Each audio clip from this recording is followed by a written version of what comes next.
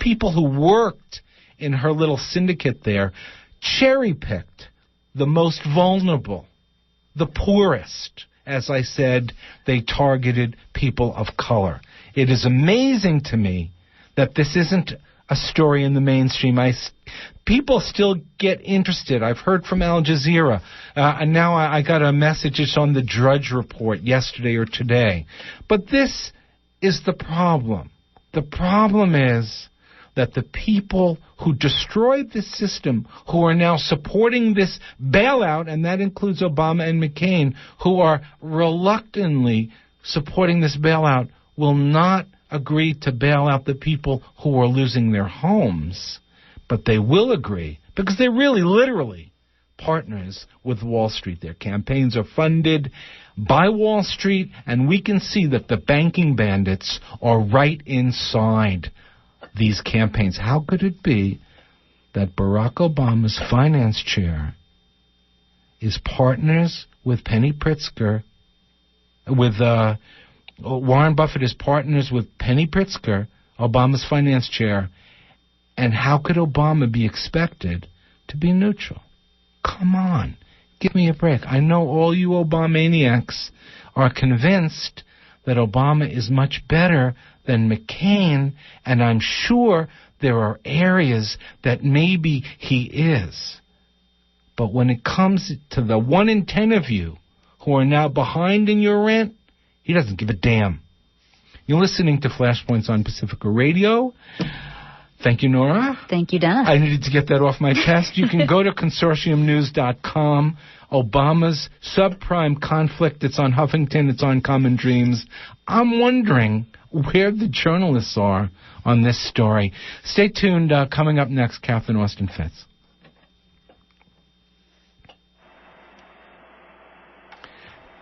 Catherine, are you there? Yes, sir. Oh, my God. I didn't realize we didn't even have music. I wanted to have a grand 6 trumpets playing for your arrival. But welcome, and it's good to have you with us. And I was just sort of commenting on the fact that Warren Buffett is going to bail out Goldman Sachs, and Warren Buffett is partners with Penny Pritzker, and it's getting very confusing to me. Never mind, $700 billion to bail out. No. It's a $700 billion revolver, so I can buy assets, sell them, replenish, and keep going. All right, explain that to us. What does that mean? Well, what it means is it can be $700 billion at any time.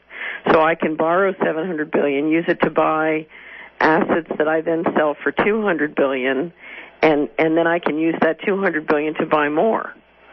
So this could end up being just this bailout, not additional bailouts we might need, could be a lot more than $700 billion. It could be $1 trillion, it could be $2 trillion. It's a revolver. And now remember, in addition... It's a revolver pointing at our heads.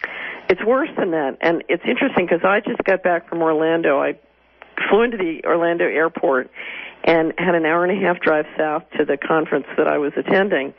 And on the way down and the way back, I listened to Radio Talk Radio, Florida Talk Radio on AM, and it was... You had people calling in and they were screaming, and it's one of those examples of how smart the American people are, because what the American people who were screaming on those radio shows understood, Dennis, is that when I, as the Secretary of Treasury, say that I want complete authority with no review and no court of law is allowed to question what I'm doing, and I'm free to give whatever money I want to whomever I want for whatever I want without any check on the pricing or where the money's really going, and no court can say diddly squat about it, what that means is there is no law. Now, I can give you my theories as to why Paulson is asking for those powers, because he can't afford for the global financial system to understand the extent of the crime and the fraud in those portfolios, because that could crack. He would be concerned that would crack the liquidity in the system. What the American people calling in on those radio shows understood is as soon as you say there is no law as a matter of policy, and Congress and the Supreme Court agrees, then no assets have any value because everything is subject to seizure by the bailout mechanism.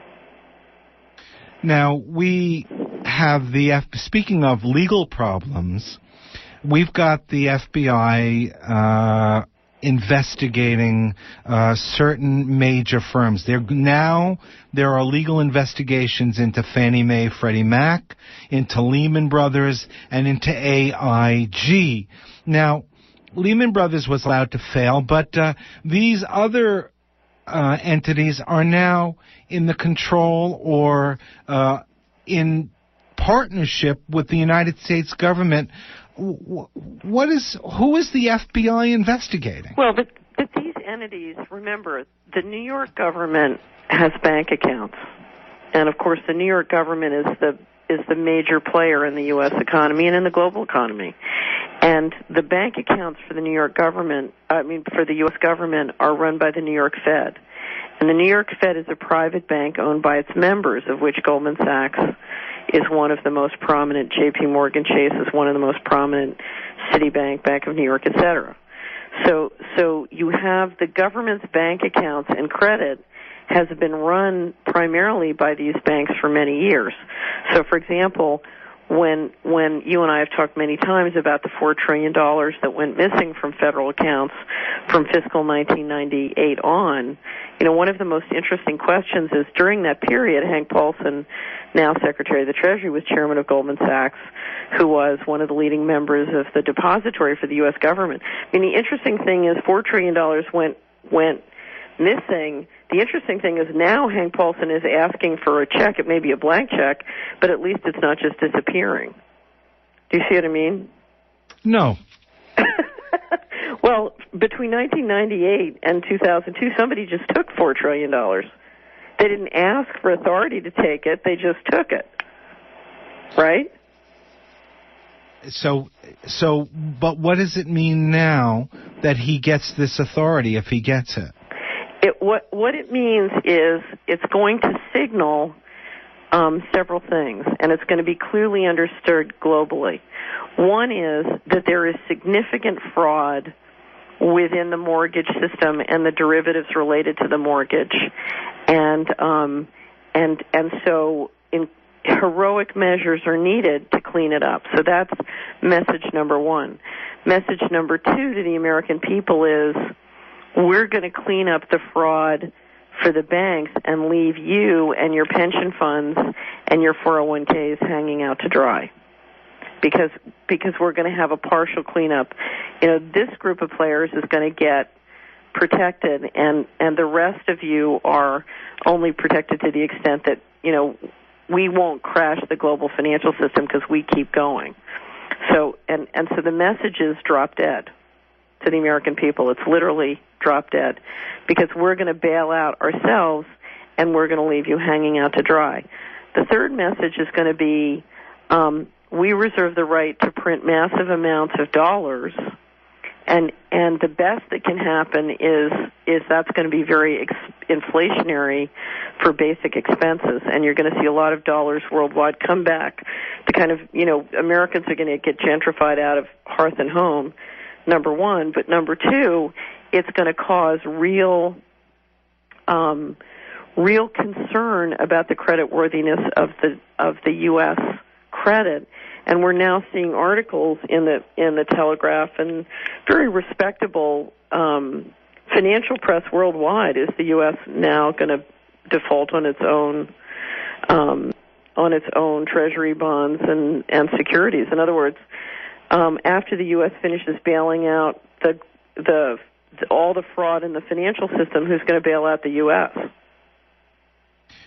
Now, I'm just sort of consider this juxtaposition. The Peace Corps is about to be totally gutted because it's come up short $18 million, and in context of the federal government not having the money. So it's a cutoff. So they couldn't come up with $18 million for the Peace Corps, but they can come up with $700 million for starters for this bailout. I'm sorry, 700 billion versus 18 million. 700 billion versus 18 million. No Peace Corps, but bailout. I know this is sort of a dumb question, but how could it be? Well, because when you have a body in trauma, okay, when you have a body in trauma, and remember what we've done is for years we've engaged in massive financial fraud, and that's creating trauma. So you steal, you lie, you cheat, you do phony paper, you do these crazy derivatives, and it causes all sorts of financial problems. So, and you build up an infrastructure, Dennis, which is dependent on doing unproductive things. So at some point,